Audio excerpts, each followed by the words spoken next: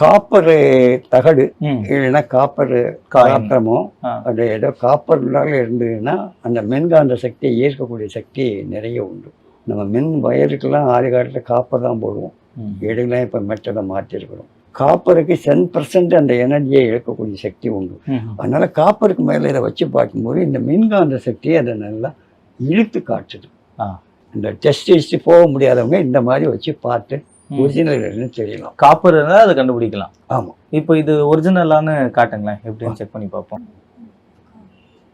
ஏதோ rotate ஆகுதுல. So அது turn ஆகுறது நம்மளால உணர முடியும். ஆமாம். ஒரு உண்மையான ருத்ராட்சம் கிடைக்கும் அப்படின்றது உங்க கடையில வந்து உறுதியா சொல்லலாம். ஆமாம். ஐயா, இப்போ ருத்ராட்சத்துல பல முகங்கள் இருக்கு. எனக்கு தெரிஞ்சு ஒரு 20க்கு மேல 21 இருக்கா? 21 வரையில இருக்கு. 21 முகம் 21 வரையில இருக்கு. அதோட திருச்சுதின்னு ஒண்ணு இருக்கு. 3 ருத்ராட்சம் ஒன்னோட ஒண்ணு இயற்கை இணைஞ்சிருக்கும். அந்த ருத்ராட்சம் என்ன மாதிரி ஒரு பவர்? இப்போ அந்த நீங்க சொல்ற அந்த 3 ருத்ராட்சம் கனெக்ட் ஆனது என்ன மாதிரி ஒரு பவரை கொடுக்கும்? அது சிவன், பிரம்மா, விஷ்ணு மும்மூர்த்தியுடையும் குறிக்கக்கூடியது அந்த 3 ருத்ராட்சம். இந்திர மாலைக்கு வந்து அவங்களுடைய ஆசை இருக்கணுங்கிறதுக்காட்டம் அந்த 3 பேரும் சேர்ந்துட்டாங்க அப்படின்னால எந்த விதமான இதையும் இல்லாம அவங்க ஒரு இந்திர வாழ்க்கை வாழ்வாங்கன்னு. ருத்ராட்சம் பொதுவாக வந்து சிவபெருமானுடைய நெற்றிக்கண்ணுல இருந்து உருவானது. அது ஒரு முகமும் 14 முகமும். மற்றதெல்லாம் வந்து அவருடைய கண்ணுல இருந்து ஆனந்த கண்ணீர்ல இருந்து உருவானது. மக்களுக்காக நன்மைக்காக உட்காந்து தியானம் பண்றாரு.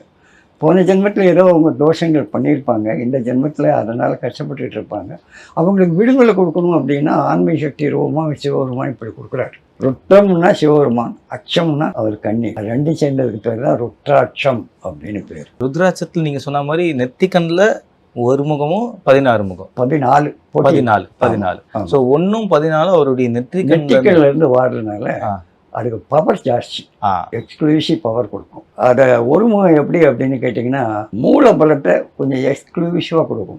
பொதுவாக எல்லா ருத்ராட்சத்துலையுமே மின் காந்த சக்தி, அந்த மின் காந்த சக்தி நம்ம உடம்புல அணிஞ்சிருக்கும் போது அது உடம்புல பற்றிக்கிட்டே இருக்கும்போது நரம்பு மண்டலத்தை எழுப்புது. நரம்பு மண்டலத்தை எழுப்பும்போது ரத்த ஓட்டம் சீராது. இந்த ரெண்டு பெர்ஃபெக்ட் ஆகல டிசிஷன் எடுக்கக்கூடிய மூளை பெர்ஃபெக்ட் ஆகிடும். அதனால அந்த ருத்ராட்சம் போடும்போது எப்பவும் உடம்புல கிடந்துக்கிட்டே இருக்கிறது நல்லது. ராத்திரி நேரத்தில் படுக்கும்போது வேணால் காட்சி வச்சுக்கலாம். மற்ற இடத்துல அப்படியே கிடந்தது அப்படின்னா அந்த மின்காந்த சக்தி வேலை செஞ்சுக்கிட்டு இருக்க நமக்கு ஒரு ஆரோக்கியத்தை கொடுக்கும். அதோட இது ஏங்கிக்கிட்டு வரும். ஒண்ணுக்கு சொன்னேன் 14 என்னன்னு கேட்டீங்கன்னா அதுக்கு பேரு சதாசிவம்னு பேரு.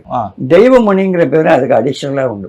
மற்ற எல்லாத்துக்கும் ருத்ராட்சம், தெய்வமணிங்கிற பேரு அதுக்கு உண்டு. அந்த ருத்ராட்சத்தை தியானம் பண்ணக்கூடியவங்களுக்கு இருந்தாங்கன்னா இந்த இடத்துல நெற்றிக்கண்டை இருக்கு, இதுகிட்ட இப்படி வச்சுட்டு இந்த ஒரு விரலால பிடிச்சிக்கிட்டு அவங்க தியானம் பண்ணாங்கன்னா அவங்க தியானம் பண்ணக்கூடிய தெய்வங்களே காட்சி கொடுத்தாலும்